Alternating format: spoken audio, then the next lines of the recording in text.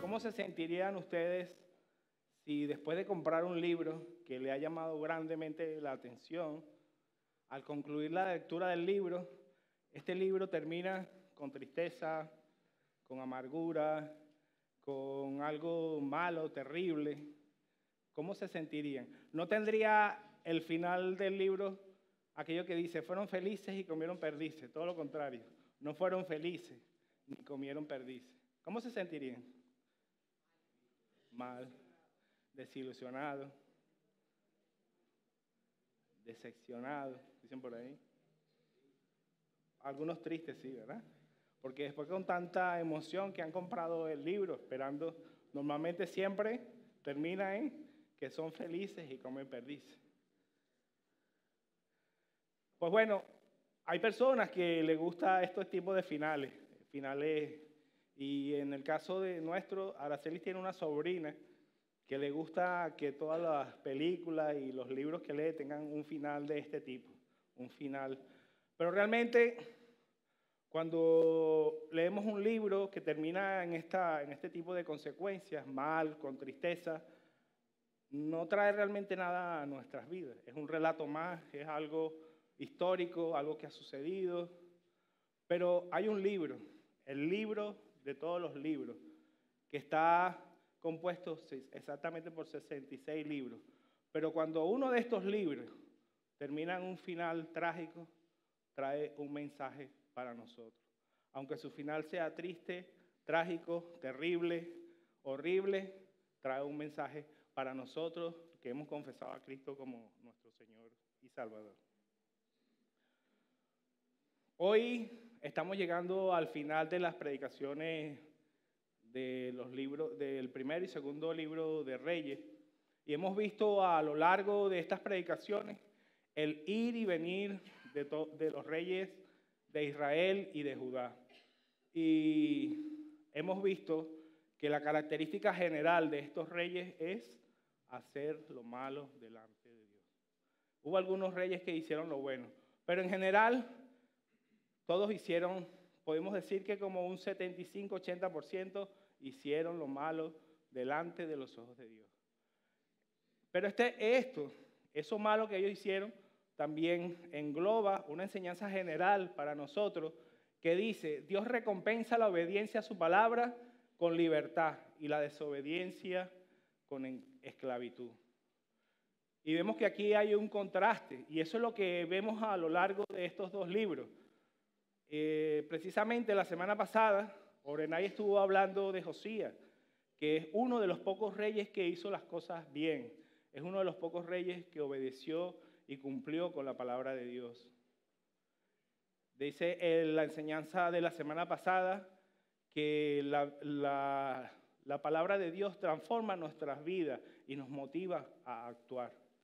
Pero hoy, en contraste a eso, vamos a estar viendo varios reyes que hicieron lo malo delante de Dios. Reyes que no obedecieron la palabra de Dios y por tal motivo van a tener consecuencias en su vida. Pero también vamos a ver cómo Dios los disciplina, pero cómo los disciplina con amor. Y bueno, el que vamos a estar viendo hoy, el título es ¿Desobedecer a Dios tendrá consecuencias? La respuesta a esto la vamos a encontrar en estos dos capítulos, Segunda de Reyes 24 y 25. Y estos mismos dos capítulos traen para nosotros una enseñanza que dice, obedece la palabra de Dios para que la desobediencia no te lleve a sufrir graves consecuencias. Antes de adentrarnos, de meternos en el texto, vamos a orar, vamos a darle gracias al Señor por este día. Sí, Dios y Padre, gracias te damos por tu infinita misericordia para con cada uno de nosotros. Y en este momento, Señor, te damos las gracias por haber dejado tu palabra escrita, Señor, en la cual en ella encontramos, Señor, los mandamientos, leyes, preceptos, Señor, todo aquello que tú quieres que hagamos nosotros para que se haga tu voluntad, Señor. Ayúdanos a ver en ella, Señor, todo lo que tú quieres para nosotros, que sea tu palabra que llene nuestras vidas, Señor, del conocimiento de ti y que podamos siempre obedecerte por medio de lo que tú nos indiques. Que sea tu palabra hoy que nos guíe, Señor, y que seas tú hablando a cada uno de nosotros por medio de ella, Señor. En tu nombre, Señor, oramos dándote las gracias. Amén.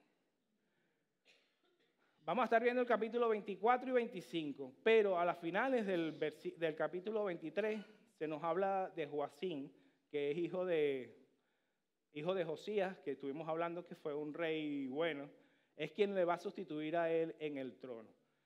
Dice en los versículos finales de este capítulo que Josías, cuando empezó a gobernar, cuando empezó a reinar, tenía 25 años y lo hizo estuvo reinando por 11 años.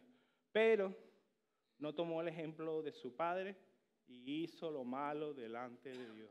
¿Cuántas veces oímos esta frase en todas estas predicaciones? Hizo lo malo delante de Dios. No siguiendo el ejemplo de su padre. Bueno, ahora sí, vamos a empezar con el texto. Y vamos a leer los primeros 7 versículos del capítulo 24. Y dice, durante el reinado de Joacim lo atacó Nabucodonosor, rey de Babilonia, y lo sometió durante 3 años, al cabo de los cuales Joacim decidió rebelarse. Entonces el Señor envió contra Joacim bandas de guerrilleros, babilonios, sirios, moabitas y amonitas. Las envió contra Judá para destruir el país, según la palabra del Señor que había dado a conocer por medio de sus siervos, los profetas.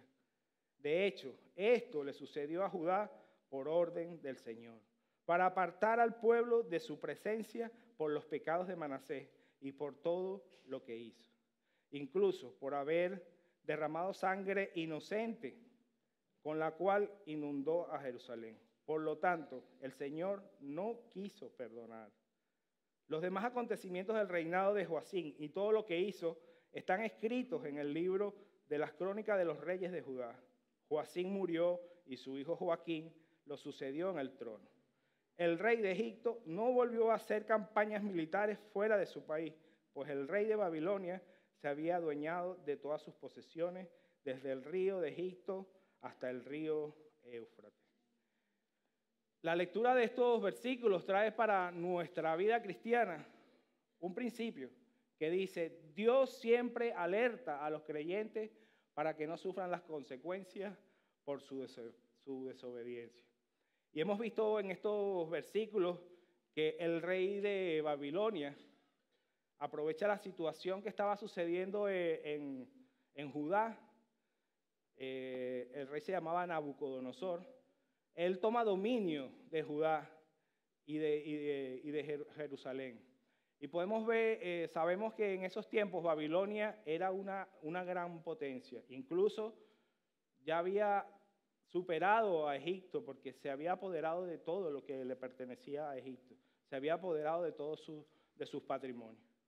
Y Judá, en este caso Jerusalén, dependían de Egipto. Entonces ya Judá queda apresado bajo el dominio de este rey. Pero al cabo de unos tiempos, de unos años, Joacim, que era el rey de Israel, que fue escogido por los egipcios, él decide ponerse en contra de Babilonia y hace una revuelta. Pero sucede algo sorprendente. Empiezan desde todas las naciones que rodeaban a Israel, empiezan todas a invadirla y quieren invadirla para destruirla, para acabar con Judá. Y es algo impresionante porque ya estaba bajo el dominio de Babilonia, que era como hemos dicho, era un pueblo guerrero, poderoso, y ya tenía su presencia Babilonia ahí. Pero en el versículo 3 se nos dice por qué sucede esto. Y se nos dice cuál era el propósito de Dios. Dios quería quitar de su presencia al pueblo de Judá por los pecados que estaban cometiendo. Y en este caso en especial, habla por los pecados de Manasés. Y no quiere decir esto que porque Manasés pecó, Dios iba a destruir a todo Judá o a toda la nación, sino que el pueblo, después de que Manasés también pecó, el pueblo imitó lo que hacía el rey. No quiere decir que porque yo peque el Señor va a destruir toda la iglesia. No, sino así ustedes también siguen los pecados que yo he cometido. Entonces, el pecado de Manasés afectó grandemente a la ciudad de Judá o al país de Judá. Vamos a ver la lista, una pequeña lista de lo que él hizo. Y podemos ver que copia la idolatría de otras naciones. Esto lo encontramos en 2 de Reyes 21, si después quieren verificar en sus Biblias. Y volvió a edificar los lugares altos, levantó altares a Baal y a Acera, adoró al ejército del cielo y les puso altares paganos en la casa de Jehová, fue agorero e instituyó adivinos, pasó a su hijo por el fuego para el dios Moloc, derramó mucha sangre inocente. Tremendo, ¿no? Todo lo que hizo él. Y eso, como dije antes, repercutió de gran manera en la nación de Judá.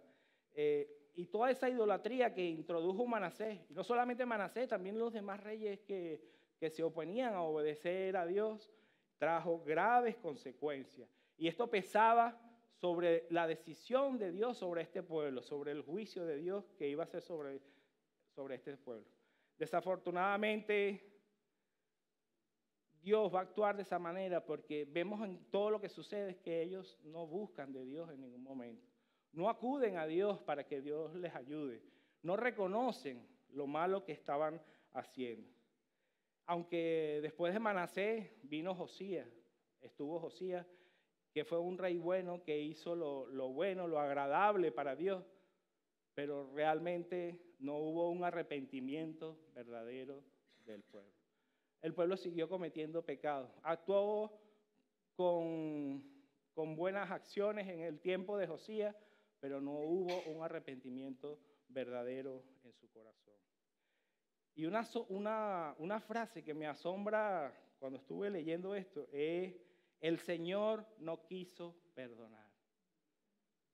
Me pareció increíble porque Dios, ¿cómo es posible que Dios mismo, Él se hace reconocer como el Dios que tiene infinita misericordia? ¿Cómo es posible que Dios diga esto? No quiso perdonar. Pero debemos entender que Dios, por medio de sus profetas, ya había acudido en muchas ocasiones a todos estos reyes y al mismo pueblo de Israel.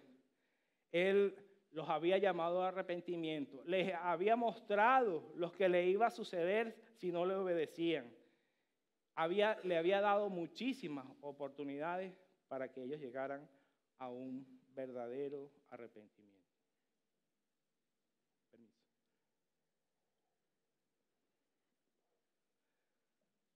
Vimos 2 semanas atrás cuando predicó Pedro, que cuando Josías encontró la palabra del Señor, rasgó su vestidura de dolor, de sentimiento, porque el pueblo no estaba haciendo lo que agradaba a Dios. Y no solamente que lo hizo, que la leyó, sino que cumplió, agradó a Dios en todo. Y aunque Dios ya había profetizado que el pueblo de Israel iba a pasar por consecuencias, pero Dios vio la actitud y el accionar de Josías y permitió que Josías no viera este sufrimiento, porque Josías sí obedeció a Dios. Pero también Joacín recibió la voz de Dios por medio de los profetas. Los profetas se acercaron a él y Dios le dio la oportunidad para que él se arrepintiera, para que él conociera lo que realmente era la voluntad de Dios, y le muestra incluso hasta su palabra. Pero ¿saben qué hizo Joacín con su palabra? Vamos a ver. Vamos a Jeremías 21, el 36, el versículo 21 y 23, y dice: el rey envió a Jehudí a buscar el rollo. El rollo es la ley, la palabra del Señor. Y Jehudí lo tomó de la sala de Elisama y la leyó en presencia del rey y de todos los jefes que estaban con él. Saltamos al 23 y dice: a medida que Jehudí terminaba de leer 3 o 4 columnas, el rey las cortaba con un estilete. Un estilete es el cuchillo ese que se usa para abrir los sobres. Y las echaba al fuego del brasero. Así lo hizo con todo el rollo hasta que éste se consumió en el fuego. Dios le dio la oportunidad a Joacim de arrepentirse. Y estamos viendo lo que hizo. Tomó el libro de la ley y lo quemó por completo para no oír lo que Dios le estaba indicando por medio de su palabra. Su acción fue desobedecer al Señor. Su padre, ya hemos hablado de él, Josías, abrazó la palabra, quiso cumplirla, quiso obedecerla, adoró a la palabra y en obediencia hizo lo que era agradable al Señor.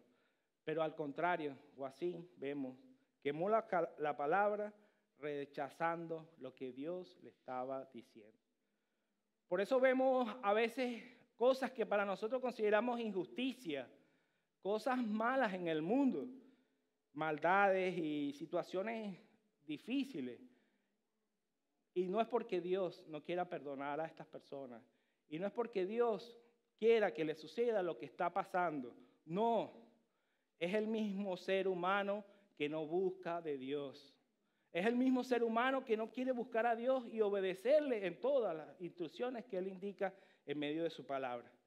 Oímos mucho esa frase que dice, ¿y por qué Dios permite esto? ¿Por qué Dios permite esto?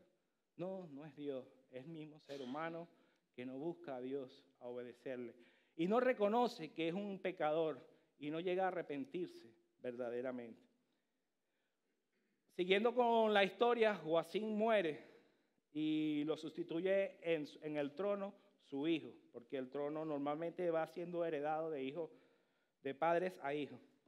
Pero desafortunadamente, aunque el reino de Joaquín duró solamente 3 meses, también hizo lo malo delante del Señor. Copió lo mismo que hacía su padre. Y por tal razón hubo muchísimas consecuencias para el pueblo de Judá. Y vamos a estar viendo las consecuencias que padeció él y las que padeció también el pueblo por seguirle. No porque lo hizo él, sino el pueblo paga las consecuencias porque también imitaron a Joaquín. El texto es un poquito largo. Bueno. Dice la palabra del Señor así, desde el capítulo 24, desde el versículo 10 dice, en aquel tiempo las tropas de Nabucodonosor, rey de Babilonia, marcharon contra Jerusalén y la sitiaron. Cuando ya la tenían cercada, Nabucodonosor llegó a la ciudad.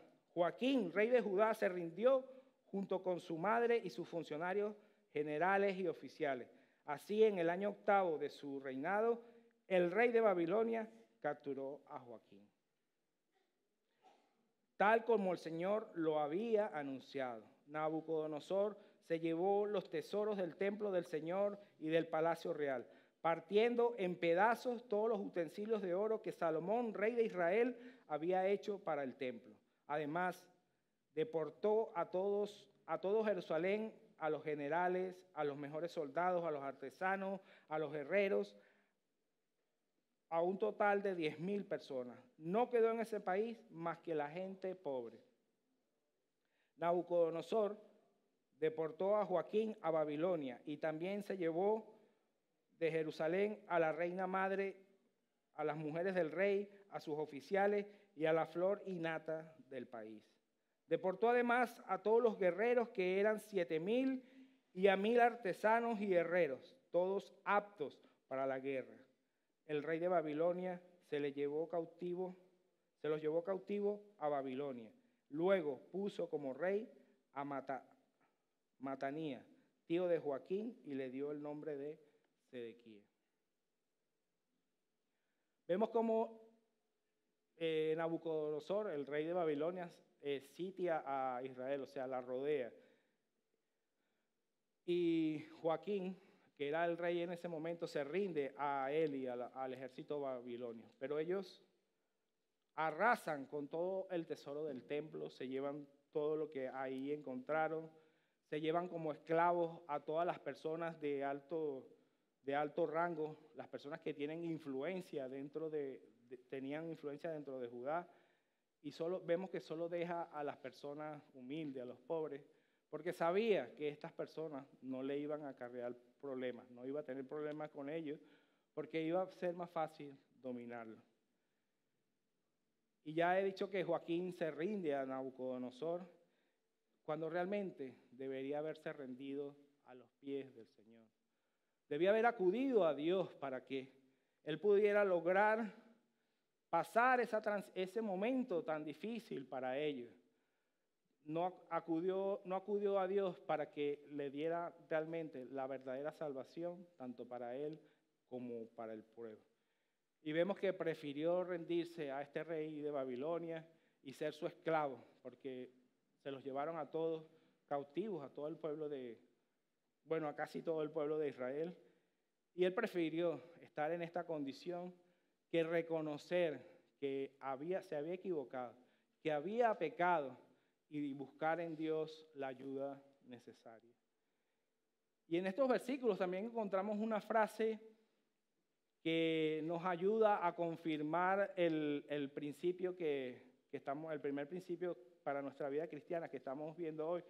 Y dice, tal como el Señor lo había anunciado. Ya Dios le había alertado tanto al rey como al pueblo lo que les iba a suceder, pero como ha pasado a lo largo de este libro, no lo escucharon, no obedecieron a Dios, no aceptaron las advertencias que Dios ya les había dado.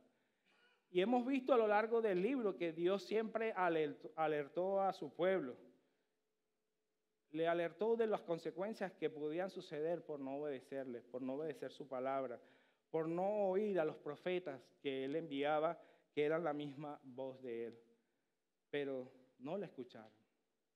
Y sabemos que Dios quería perdonarles, tanto a él como tanto a los reyes como al pueblo, pero nunca llegaron a un arrepentimiento verdadero.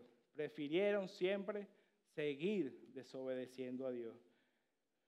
Y aunque aquí el texto más o menos lo insinúa, no lo dice claramente, también Joaquín es llevado en cautiverio. Bueno, sí lo dice, pero no sabemos si como esclavo, pero al final sí vamos a ver realmente lo que pasó con con Joaquín. Vamos a ver que al final él ha sido encarcelado. Pero Nabucodonosor, para reconocer su autoridad delante del pueblo de Judá, delante de Israel, de Jerusalén, él nombra un rey. Él nombra al tío de Joaquín, que se llama Matanías, pero le cambia el nombre y lo llama Sedequías. Dice que este tenía 21 años, que reinó 11 y que también hizo lo malo ante los ojos de Dios. ¿Cómo iba Dios a perdonar a este pueblo? Si aún a pesar de las advertencias, ellos seguían haciendo todo lo contrario, seguían haciendo lo malo delante de los ojos de Dios. Este rey fue tan malo que dice la palabra que Dios lo expulsó de su presencia. Ahora sí, viene un texto más largo. Vamos a leer ahora en el capítulo 25, desde el versículo 1 dice, no se me queden dormidos, por favor. En el año 9 del reinado de Sedequías, a los 10 días del mes 10, Nabucodonosor, rey de Babilonia, marchó con todo su ejército y atacó a Jerusalén.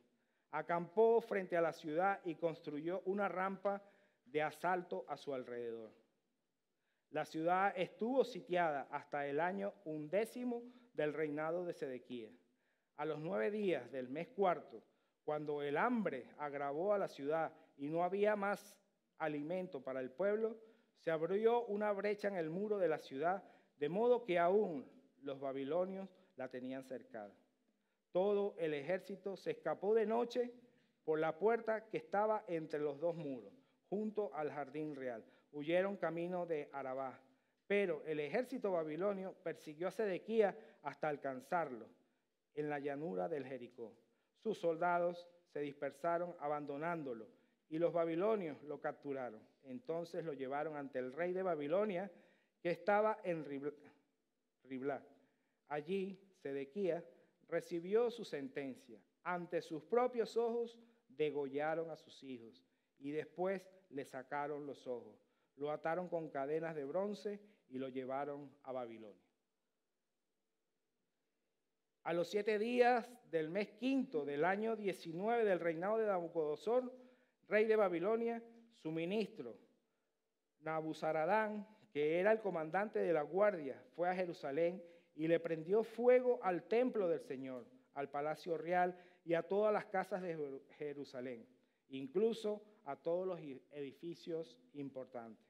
Entonces el ejército babilonio, bajo su mando, derribó las murallas que rodeaban la ciudad. Nabuzaradán, además, deportó a la gente que quedaba en la ciudad, es decir, al resto de la muchedumbre y a los que se habían aliado con el rey de Babilonia. Sin embargo, dejó a algunos de los más pobres para que se encargaran de los viñedos y de los campos. Los babilonios quebraron las columnas de bronce, las bases y la fuente de bronce que estaban en el templo del Señor, y se llevaron todo el bronce a Babilonia. También se llevaron las ollas, las tenazas, las despabiladeras, la vajilla y todos los utensilios de bronce que se usaban en el culto. Además, el comandante de la guardia se apoderó de los incensarios, de los aspersorios, todo lo cual era de oro y plata. El bronce de las 2 columnas de la fuente y de las bases que Salomón había hecho para el templo del Señor. Era tanto que no se podía pesar. Cada columna medía 8 metros de altura. El capitel de bronce que estaba encima de cada columna medía 1,5 metros de altura y estaba decorado alrededor con una red y con granadas de bronce. Las 2 columnas tenían el mismo adorno.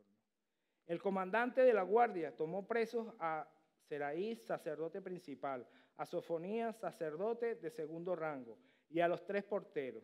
De los que quedaban en la capital, apresó al oficial encargado de las tropas, a 5 de los servidores personales del rey, al cronista principal del ejército encargado de reclutar soldados de entre el pueblo y a 70 ciudadanos que todavía estaban en la ciudad. Después de apresarlos, Nabuzaradán, comandante de la guardia, se los llevó al rey de Babilonia, que estaba en Ribla. Allí, en el territorio de Hamá, el rey los hizo ejecutar. Nabucodonosor, rey de Babilonia, nombró a Gedalías, hijo de Ahicam y nieto de Safán, para que gobernara a la gente que había dejado en Judá. Cuando los oficiales del ejército de Judá y las tropas se enteraron de que el rey de Babilonia había nombrado gobernador a Gedalías, fueron a ver a este en Mizpá. Los oficiales eran Ismael, hijo de Netanías, Jonatán, hijo de Carea, Seraías, hijo de Tanhumet, oriundo de Netofa, y Hazanías, hijo de un hombre de Maca. Gedalías les hizo este juramento a ellos y a sus tropas: no teman a los oficiales babilonios. Si ustedes se quedan en el país y sirven al rey de Babilonia, les aseguro que les irá bien. Pero a los 7 meses, Ismael, hijo de Netanías y nieto de Elisama, que era de la estirpe real, y 10 hombres que lo acompañaban, fueron y asesinaron a Gedalías. También mataron a los hombres de Judá y los babilonios que formaban parte de su séquito en Mizpa. Acto seguido, todos huyeron a Egipto, grandes y pequeños, junto con los oficiales, pues temían a los babilonios. ¿Se quedó alguien dormido? Dale un codazo al que está al lado.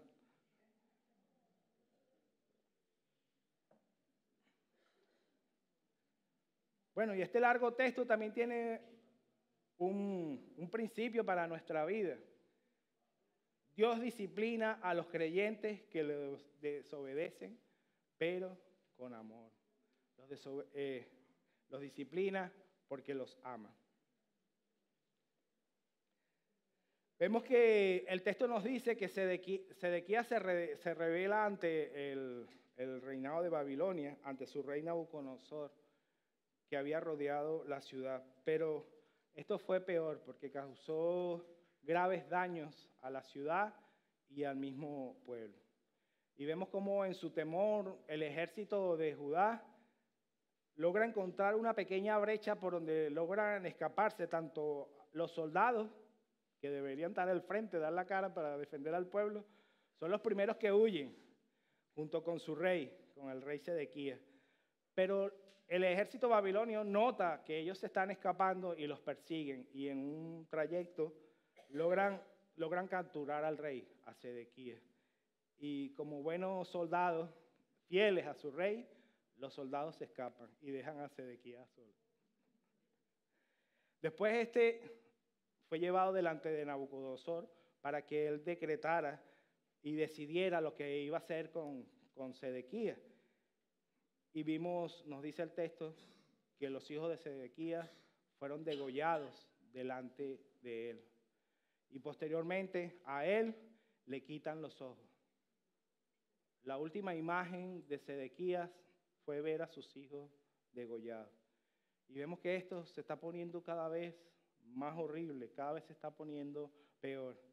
Y aún así sigue así. Y posteriormente el comandante de la guardia de Babilonia, de nombre Nabuzaradán, este hombre va a Jerusalén, le prende fuego a las mejores instalaciones, a todos los edificios de Jerusalén, incluso al mismo templo.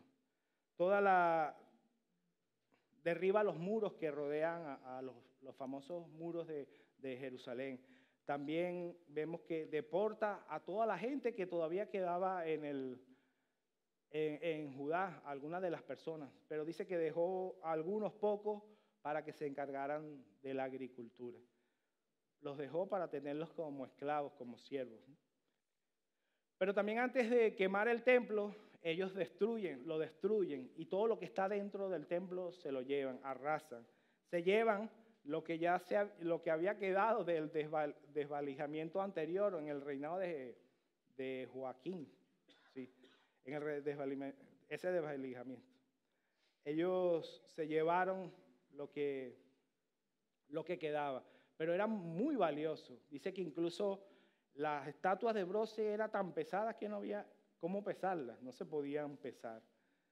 También vemos que se llevan detenidos a todas las personas que están encargadas, a las que están sobre el templo, a los sacerdotes, a los cuidadores, y también se llevan detenidos a muchas personas de gran importancia. Después de detenerlos, estas personas fueron llevadas delante del rey Nabucodonosor. ¿Y qué decide Nabucodonosor? Ejecutarlos a todos. Decide matarlos. Como resultado final de lo que estaba pasando en Israel, podemos decir que todo el pueblo de Israel, no solamente, como vimos antes, Manasés, Joacim, que era rey ahora, Joaquín, no solamente ellos eran culpables de lo que estaba sucediendo. Todo esto pasó por la rebeldía tanto de los reyes como del pueblo mismo de Israel. Y vimos que en todo lo que está sucediendo, todo lo que acabo yo de leer, no se ve la presencia de Dios en ningún momento. No acuden a Dios en ningún momento. No acuden a ese Dios que siempre les alertaba de la situación que les iba a suceder. Dios siempre estuvo ahí presente con ellos, enviándole profetas, su misma palabra en muchas ocasiones, pero esto rey, y por eso son sometidos, son humillados bajo el gobierno de Babilonia. Y este rey Nabucodonosor es estricto con ellos y hace un dominio total sobre el pueblo de Judá. El pueblo de Judá es deportado, es exiliado el pueblo de Judá. Y ahora Nabucodonosor, aún para seguir mostrando su poder y su autoridad, él mismo nombra como rey a una persona y nombra a Gedalías, ni siquiera como rey, sino como gobernador, a Gedalías. Pero vemos que un grupo de oficiales que quedaba por ahí resabiados del pueblo de Judá, supuestamente un buen ejército que tenía, estos se encontraban resabiados, no les gustó, no les agradó que Nabucodonosor haya asignado a este hombre como rey y tratan de atacarlo y acuden hasta donde está él para matarlo. Pero en el primer intento no lo hicieron. Finalmente, al cabo de unos tiempos, un oficial llamado Ismael con otro grupo de soldados van hasta donde está él y lo matan. Pero vemos que estos soldados no dan la cara, no dan el frente. ¿Qué hacen? Huyen al pueblo de Egipto. Y esto nos da una demostración de lo que ellos estaban haciendo. No estaba respaldado por Dios, porque ellos huyen, se van a esconder. Ellos no acudieron a Dios para hacer este acto. Era un acto de rebeldía, era algo hecho por sus propios instintos, por sus propios deseos. Querían matar a Gedalías como lo mataron, porque ellos no querían que fuera. Y vemos que todo esto es terrible. Ya hemos visto la ciudad sitiada, hemos destruida, los muros destruidos, el templo destruido, saqueado y quemado. Todo ha sido quemado. El pueblo, como dijimos antes, ha sido exilado hacia Babilonia para servir de esclavos a esta nación. El pecado los llevó a la situación en la cual se encuentran en ese momento. El pueblo de Israel tosudamente desobedeció a Dios y a su palabra. Y hemos visto que Dios ha acudido a ellos en muchas ocasiones. Pero sabes que también Dios es un Dios justo. Dios cumple su palabra, cumplió su promesa. Los voy a sacar de mi presencia. Y los sacó. Los sacó de la tierra que Él les había prometido. Los sacó de esa tierra en la cual fluía leche y miel. Una tierra esplendorosa, maravillosa, pero que ellos no la merecían por haber desobedecido a Dios. Y por esto son deportados, son llevados a Babilonia y quedan como esclavos. Esto parece fuerte, ¿no? Que Dios actúe de esta manera con este pueblo. Pero tenemos que tener en vista una cosa. Este es el pueblo de Dios. Es el pueblo que Dios utilizó para llevar su mensaje a las demás naciones. Es el pueblo que le pertenece a Él. Dice la palabra que es el pueblo que va a recibir su heredad. Es el pueblo que Dios ama. Y si Dios tiene todos estos apelativos en favor de Israel, ¿por qué permitió que pasara todo esto? ¿Saben por qué? Porque los ama. Dios permitió todo esto porque Él ama al pueblo de Judá, ama al pueblo de Israel. Ya ellos se habían olvidado de las alertas que el Señor les había dado. Se habían olvidado del aliento. Se habían olvidado que Dios les había dicho que iban a pasar consecuencias por no obedecerle. Y Dios, como sus hijos, como considerarlos sus hijos, Dios los reprende. Dios los disciplina. Dice la palabra del Señor en Hebreos: Hijo mío, no tomes a la ligera la disciplina del Señor, ni te desanimes cuando te reprenda, porque el Señor disciplina a los que ama y azota a todo el que recibe como hijo. Y esto no es solo para el pueblo de Judá, es para todos nosotros, es para cada uno de los que aquí estamos, para todos los creyentes. Dios no iba a permitir que su pueblo siguiera adorando a falsos dioses, que siguiera sirviendo a otros reyes, que siguiera derramándose en su tierra, en la tierra prometida, siguiera derramándose la sangre de personas inocentes. Esta era la tierra que Él les había prometido para que fructificaran, para que se superaran, para dar ejemplo a las demás naciones de la obra de Dios. pero ellos estaban haciendo todo lo contrario. Y cuando Dios disciplina a este pueblo, vemos que es porque lo considera sus hijos. Y dice que porque nos ama, por eso los disciplina. Y porque los considera sus hijos, por eso los corrige. Pero Dios tiene todavía un plan para este pueblo, porque es su pueblo. Él lo dice en su palabra. Y nosotros ahora también formamos parte de ese pueblo, después que hemos recibido a Cristo en nuestros corazones como nuestro Señor y Salvador. Dios no se ha olvidado de ellos, pero está permitiendo que pasen por las consecuencias de su pecado. Está disciplinando al pueblo de Israel. Los está haciendo pasar, corrigiendo.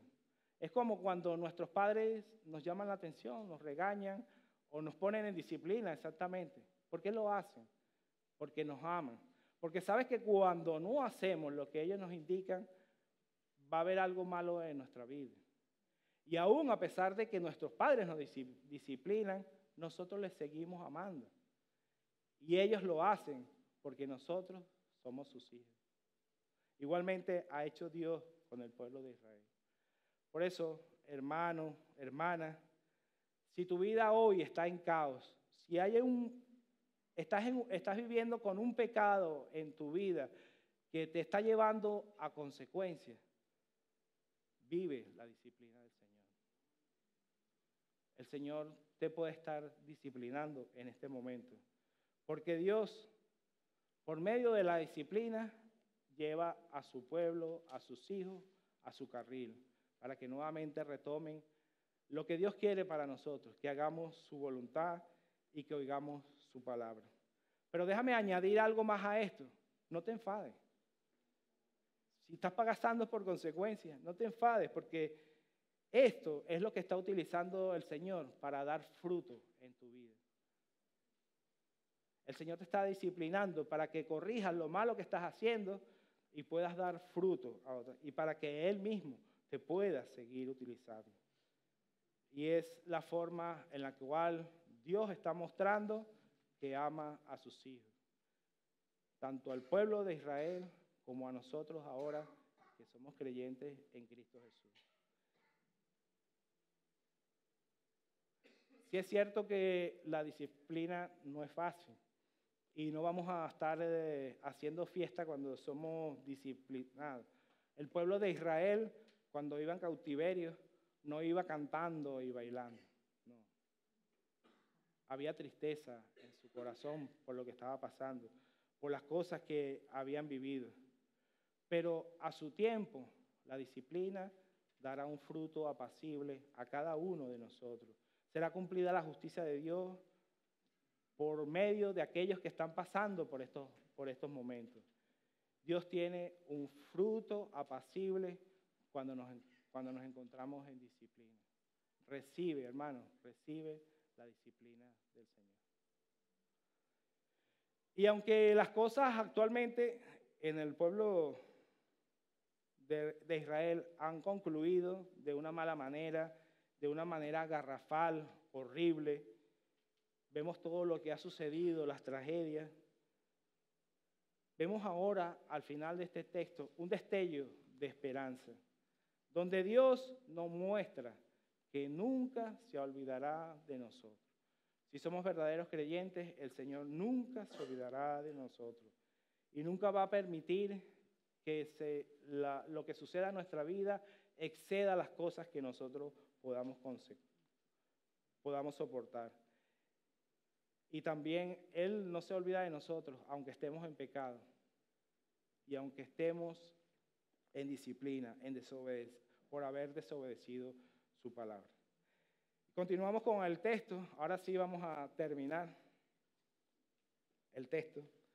Y dice, en el día 27 del mes 12 del año 37 del exilio de Joaquín, rey de Judá, Evil-Merodac, rey de Babilonia, en el año primero, en su reinado, sacó a Joaquín de la cárcel. Lo trató amablemente y le dio una posición más alta que la de otros reyes que estaban con él en Babilonia. Joaquín dejó su ropa de prisionero y por el resto de su vida comió a la mesa del rey.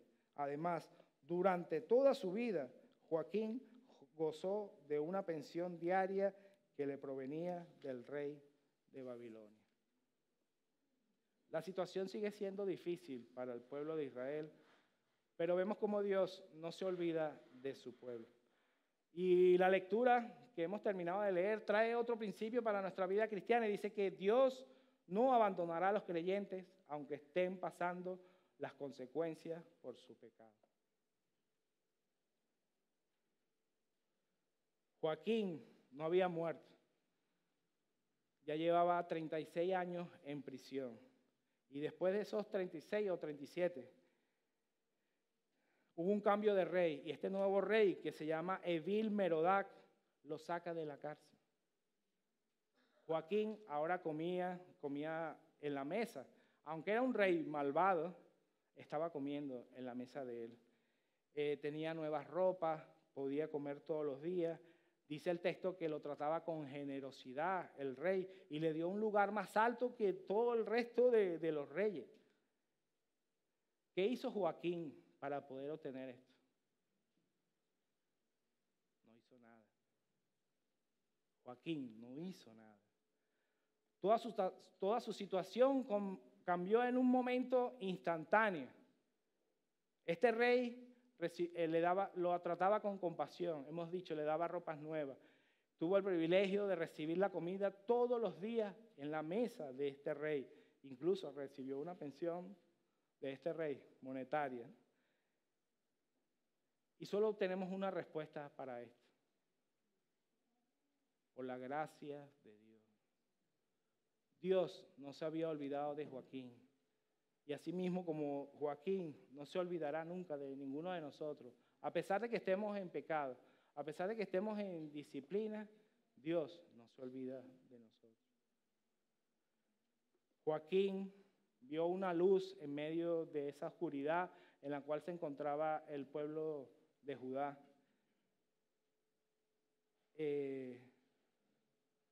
Quizás ahora, hermanos, hermanas, está pasando por un momento así, por un momento de oscuridad, un momento difícil. No es que haya sido deportado, no es que haya sido maltratado, pero hay muchas situaciones en nuestras vidas que solamente tú conoces, que te están afectando, que te están haciendo alejarte del Señor. Pues confía en que Dios no se ha olvidado de ti. El Señor no se olvida de aquellos que son sus verdaderos seguidores. Recordando el principio anterior, aceptemos la disciplina del Señor. Este pueblo, al igual que nosotros, debemos poner nuestra esperanza en Cristo Jesús. Amén. Al igual que el pueblo de Israel lo puso en el Mesías, nosotros debemos poner nuestra esperanza en Cristo Jesús. No importa lo que esté sucediendo en nuestras vidas, el Señor no se va a olvidar de nosotros. Y si hay consecuencias fatales o cosas en nuestras vidas y queremos minorizarlas, porque Dios puede permitir muchas cosas en nuestras vidas, aunque le obedezcamos. Pero si quieres minorizar y estar más con el Señor, recuerda, hermano, obedece la palabra de Dios para que la desobediencia no te lleve a sufrir graves consecuencias. Cuando yo era joven, cuando era menos joven, cuando era menos joven, salió la tendencia, la moda de las pesas, ¿no? Nosotros hacíamos pesas con cemento, llenábamos los barriles así, sí, para ponernos, como dice Joel, para ponernos cachas, así como Manolo. Oh, Manolo no vino hoy. Y ya había esa moda, todos mis amigos del barrio estábamos en aquella misma tendencia, ¿no? De ponernos fuertes para poder exhibirnos. ¿Sabes qué? Como todos estábamos de acuerdo, en el patio de la casa de uno de mis amigos hicimos un pequeño gimnasio, armamos un gimnasio ahí y todas las tardes íbamos a hacer nuestros ejercicios de rutina levantando las pesas. Y fuimos un día, otro día, los días se hicieron meses, pero los meses no se hicieron años. ¿Saben por qué? Porque no fuimos constantes. Y al igual que lo que está sucediendo ahora con la palabra del Señor, nosotros debemos ser constantes en la búsqueda de la voluntad de Dios para nuestras vidas, por medio de la lectura diaria de su palabra, la Biblia. Todo verdadero creyente tiene el deber, no es una sugerencia, es un mandato del Señor, que todo verdadero creyente tiene que leer la palabra de Dios todos los días, para poder encontrar en ella la voluntad de Dios para nuestras vidas. ¿Cuál es la voluntad de Dios para nuestras vidas? La palabra de Dios, la Biblia. Ahí la puedes encontrar. Entonces, ¿qué más? ¿Qué debemos hacer? Escudriñarla. No te conformes con la palabra que has recibido en este día, los domingos. Esta misma predicación, revísala en tu casa. Mira, yo me pude haber equivocado y decir algo que no estaba en la palabra. Solamente lo vas a saber si revisas, si miras, estúdiala. Comparte la palabra del Señor con otros hermanos. Nuestra iglesia tiene varios grupos de compañerismo en los cuales puedes asistir para conocer la palabra de Dios. Y tenemos el privilegio de que ahora mismo estamos tratando los textos que van después de la predicación. Qué mejor para resarcir la enseñanza, para entender la enseñanza de hoy, poder compartirla con otros hermanos. Y les recuerdo, no es una sugerencia, es un deber, es un mandato del Señor. ¿Qué más podemos hacer? Meditarla. Al leer la palabra de Dios, poner en oración al Señor y que el Señor nos muestre en dónde estamos fallando. Que su palabra nos guíe y nos oriente, que sea la misma palabra que nos oriente, porque estamos pagando las consecuencias de algunas cosas en nuestras vidas. ¿Por qué nos va mal por esto? ¿Por qué nos va mal por esto? Ponemos en oración, meditando la palabra del Señor. Después de que el Señor nos indica, por medio de su misma palabra, lo que estamos haciendo, ponerlo en práctica, practicarla. Porque si sabemos, si conocemos lo que dice la palabra, pero no lo hacemos, no estamos haciendo nada. Entonces, pon la palabra del Señor en práctica. Eso es lo que quiere. Sabemos que ninguno de nosotros somos perfectos y siempre vamos a equivocarnos, así como este pueblo de Israel, pero Dios nunca la abandonó porque sabía que eran sus verdaderos seguidores, porque eran sus hijos.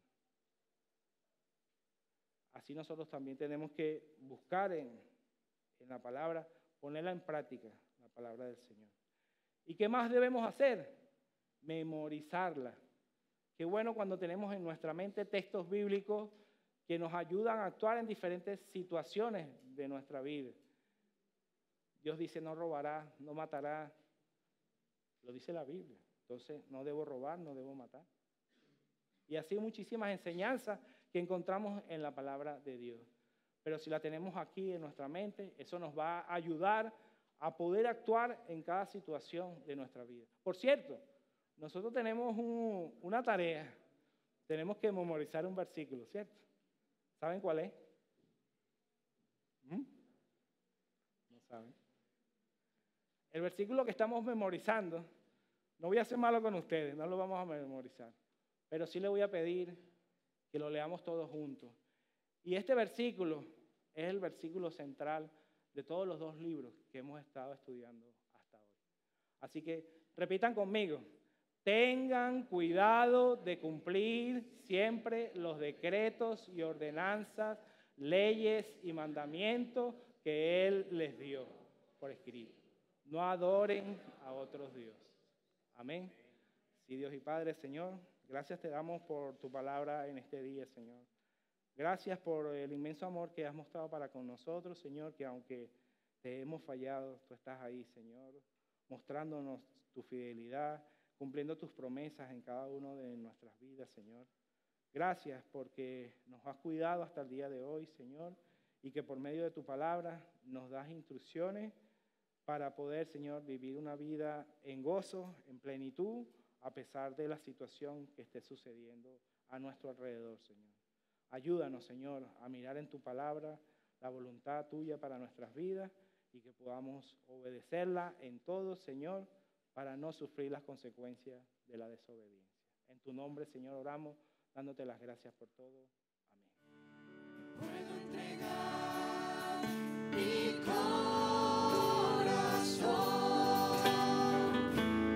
que está quebrantado.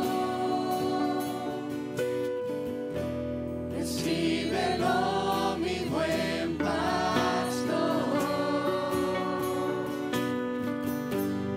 Tú puedes restaurarlo. Pongo mi vida a tu servicio, Señor. No será mucho, pero la entregó. Y si mis manos hoy vacías están, puedes llenarlas con